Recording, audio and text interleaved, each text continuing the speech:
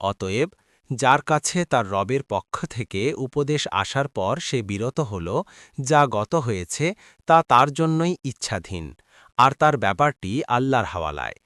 আর যারা ফিরে গেল তারা আগুনের অধিবাসী, তারা সেখানে স্থায়ী হবে। ২৭৬ আল্লাহ সুদকে মিটিয়ে দেন এবং সাদাকাকে বাড়িয়ে দেন, আর আল্লাহ কোনো অতি কুফরকারী পাপীকে ভালোবাসেন না। ২৭৭ নিশ্চয়ই যারা ঈমান আনে ও নেক আমল করে এবং সালাত কায়েম করে আর জাকাত প্রদান করে, তাদের জন্য রয়েছে তাদের রবের নিকট প্রতিদান। আর তাদের কোনো ভয় নেই এবং তারা চিন্তিতও হবে না।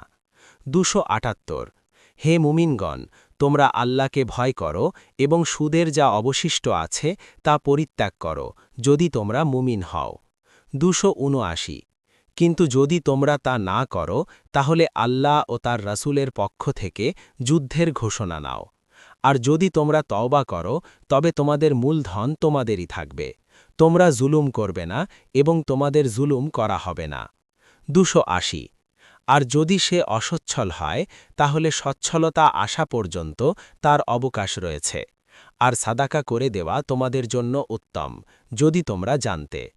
২৮১ আর তোমরা সেদিনের ভয় করো, যেদিন তোমাদেরকে আল্লাহর দিকে ফিরিয়ে নেওয়া হবে। অতঃপর প্রত্যেক ব্যক্তিকে সে যা উপার্জন করেছে তা পুরোপুরি দেওয়া হবে, আর তাদের জুলুম করা হবে না। ২৮২ হে মুমিনগণ, যখন তোমরা নির্দিষ্ট সময়ের জন্য পরস্পর ঋণের লেনদেন করবে, তখন তা লিখে রাখবে।